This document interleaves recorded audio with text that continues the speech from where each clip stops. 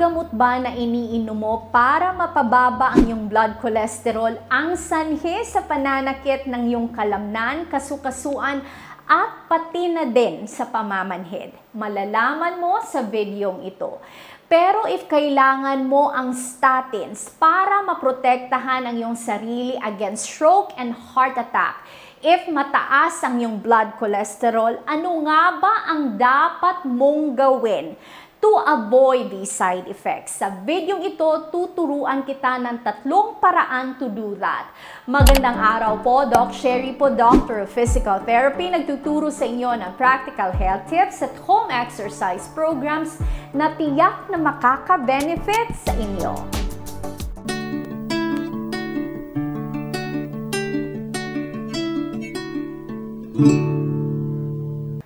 Ang statins po ay ang mga gamot na binigay sa iyo ng iyong doktor para mapababa ang iyong blood cholesterol at para makaiwas sa stroke at heart attack.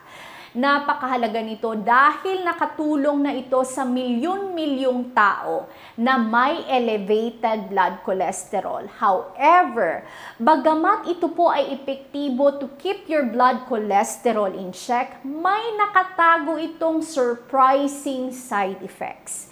Tingnan mo ang pag-aaral na ito. Nakita sa pag-aaral na ito na ang most common na complaint or side effect ng mga statins, including atorvastatin and simvastatin, ay pananakit ng kalamnan or muscle pain. Included din ang weakness, kung saan pwede mong maranasan ang panghihina ng iyong kalamnan, at included ang fatigue, kung saan mas mabilis kang mapagod. Now, these side effects po can vary patient to patient. For some, it may be mild, but for others, it may be debilitating to a point na naaapektuhan na ang kanilang kakayahan to do usual day-to-day activities. And in rare cases, pwede din itong makapagdulot ng tinatawag natin na rhabdomyolysis or ang severe form ng muscle damage, kung saan eventually masisira din ang kidney ng isang pasyente. Bagamat this is effective po to keep your blood cholesterol in check, what is going on here, and more importantly, ano nga ba ang pwede mong gawin para makaiwas sa side effects na ito?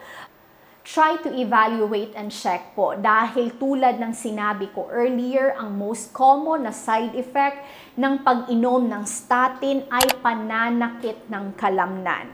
This can be attributed to the fact na ang pag-inom ng statins, pwede po itong maka-lower or maka-deplete ng coenzyme Q10 sa iyong katawan. Ang coenzyme Q10 is a compound na pinuproduce ng ating katawan at kailangan ito dahil ito po ang nag-provide ng energy para sa ating muscles. Ang kakulangan ng coenzyme Q10 ay makadulot ng iba't ibang kondisyon na makakaapekto sa muscles. In fact, nakita din sa pag-aaral na ito na ang pag-inom ng statins, it can even worsen symptoms sa mga pasyente na na-diagnose ng myasthenia gravis. Isang kondisyon po kung saan ang pasyente ay nakakaranas ng muscle weakness, including po ang hirap sa paglunok at ang paghirap sa pag-chew ng kanilang pagkain. Morning stiffness and joint pain. Try to check if nakakaranas ka ng paninigas sa iyong kasukasuan or nakakaranas ka ng joint pain. Now, if you're experiencing this, hindi ka nag-iisa dahil common din ito na complaint, pero hindi masyado binibigyan ng pansin. And these symptoms po can mimic arthritis. However, I want to encourage you, if nakakaranas ka ng pananakit sa iyong kasukasuan over time, please have yourself checked. Mas maganda na magpa-x-ray ka. Simple x-ray po, ma-confirm na if ikaw ay may osteoarthritis. That way, mas mabibigyan ka ng tamang gamutan na angkop para sa iyo. Nerve pain.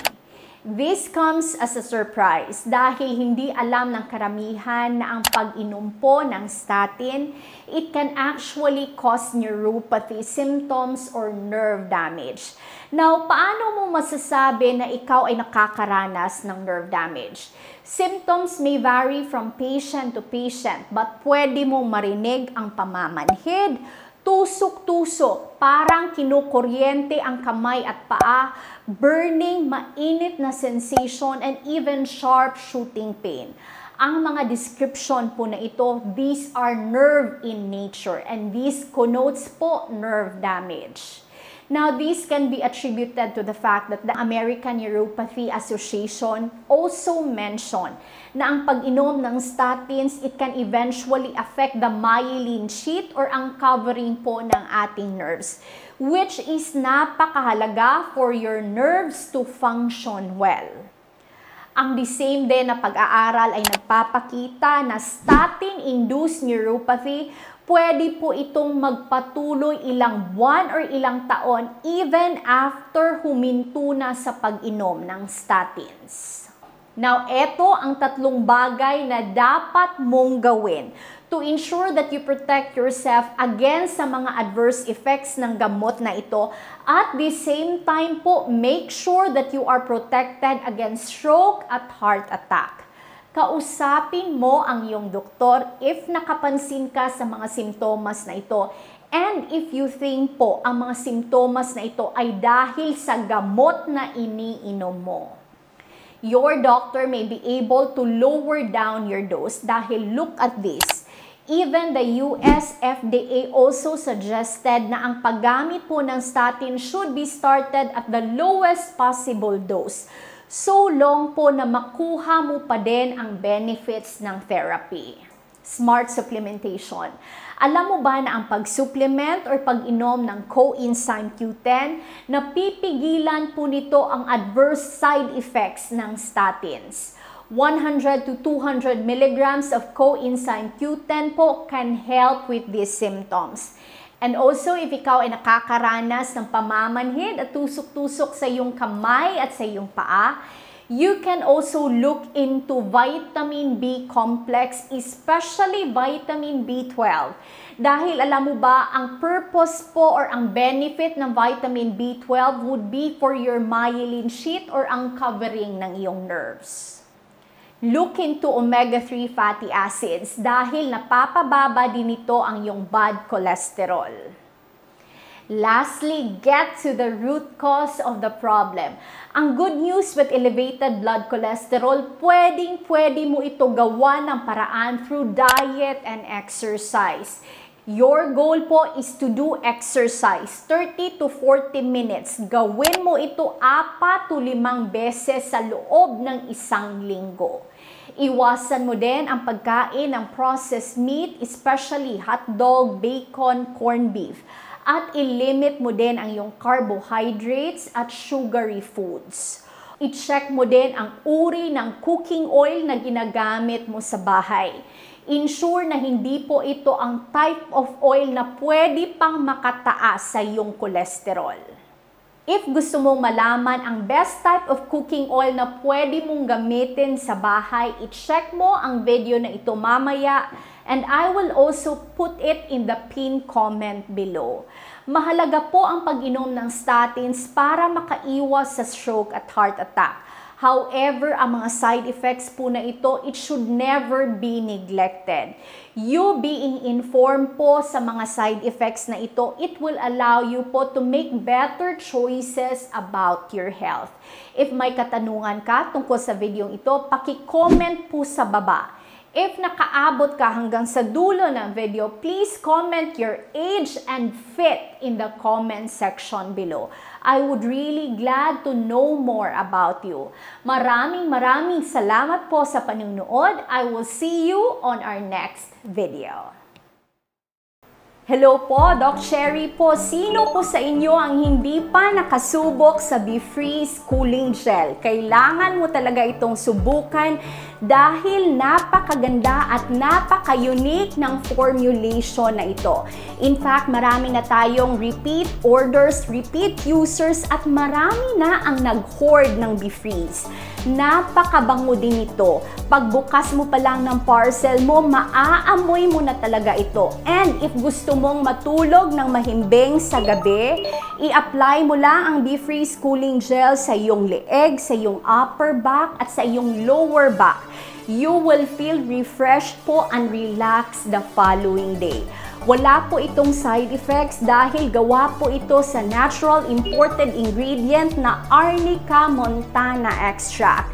If hindi mo pa ito na-check, I will put it in the link below para ma-check mo. At careful din dahil may kumakalat na fake Beefreeze. Ang original at legit na Beefreeze, pwede mo lang mabibili sa ating official store dahil ako po talaga ang nag-formulate nito. Ang consistency din nito, pwede mong i-spread para makatipid ka nito. Isang box is only priced at 389 pesos and usually magagamit mo na ito sa loob ng isang buwan. Ang original na Beefreeze po ay nakalagay sa isang box.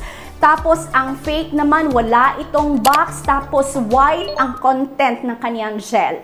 This one po is blue-green with lactose beads po to help you feel relaxed. Check mo ang Beefreeze, check mo ang reviews. Nakatulong ito sa iba at pwede ding makatulong ito sa iyo. God bless you po.